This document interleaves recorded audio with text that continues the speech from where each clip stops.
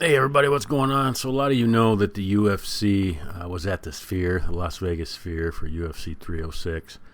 But I make a little video about that. Listen to some comments from ABC's Good Morning America, who did a little thing on the Sphere. Is my volume too loud, too soft? You guys can chime in maybe in the comments. Let me know. I'm going to play this video first. It's kind of a little story about the Sphere. Anticipation is building in Las Vegas. The city's iconic Sphere is playing host tonight to the UFC. Whit is very excited. And ABC's Jacqueline Lee joins us now from Las Vegas with an exclusive look in what's being billed as an immersive fight experience. Good morning, Jacqueline. Hey guys, good morning. I'm going to give you an exclusive first look inside the Sphere. So welcome to UFC 306, where the real stars, they're not just the fighters, but it is this jaw-dropping display. I mean, wow. This is going to be unfolding in front of a packed house, more than 15,000 fans. Now, the Octagon, it is right down there. That is where all of the action is going to be unfolding. UFC President Dana White says this will be the biggest and most ambitious production in the history of the sport. I mean, this room is incredibly immersive. Take a look. You have this 160,000 square foot screen, which, by the way, it is 40 times larger than your typical IMAX. Not to mention vibrating seats with every hit and slam and what is described as the world's most advanced audio system. Now, this is called Noche UFC. So That's I what they're calling assume this. Every time that there was a punch or some kind of takedown, that the seats vibrated. Now, like this thing cost $20 million to put on. It's pretty impressive. I haven't been to Vegas since this thing was built, so obviously I'm gonna have to get out there and take in a show, see what this is about. I'm sure a lot of you watching have probably been to Vegas and seen this thing, particularly from the outside. Event. It's a celebration of Mexican Independence Weekend. 7 Mexican-born fighters on the card for tonight.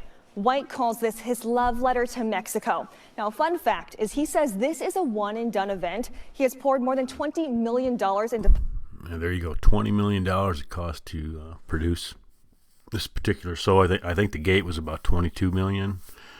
So they didn't make much on the gate. I think he was just doing this as a passion project. Pulling this thing off. You can stream it exclusively on ESPN Plus pay-per-view later tonight. So from what I understand from articles I've read, and I'm going to read an article by Brett Okamoto about the particular event. Okamoto was obviously there. He's an ESPN staff writer for the UFC. It says Eagles circled the Octagon 400 feet above. 400 feet, wow. One fight occurred under the backdrop of an ancient temple, another in a colorful Mexican plaza.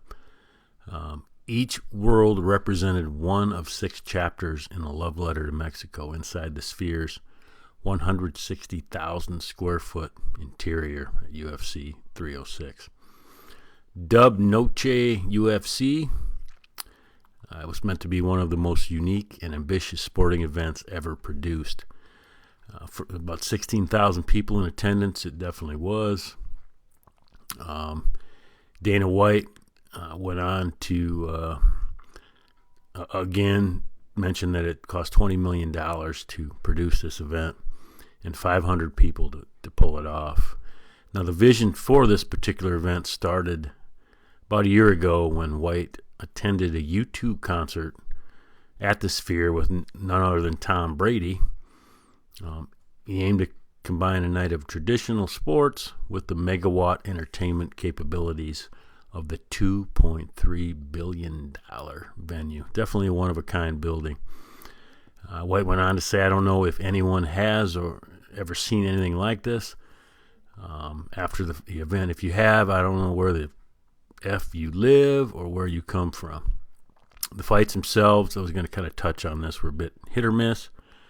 But, you know, I think the spectacle for the people that were at the event in particular more than made up for a few of the fights, which are kind of lackluster. It is what it is. What the UFC was able to do was beautifully was to enhance the action in the Octagon without distracting from the main events. All night, a collective sea of phones mirrored the interior screens of the Sphere as the audience filmed the spectacle. I can only imagine. That's got to be pretty crazy. So what a lot of people are saying is, what Dana White's kind of a little bit of a pioneer in holding events, because, during the COVID, whatever you want to call it, debacle, pandemic, whatever it was, he was able to keep the UFC going and still generate some revenue. So pretty impressive stuff about the Las Vegas Sphere.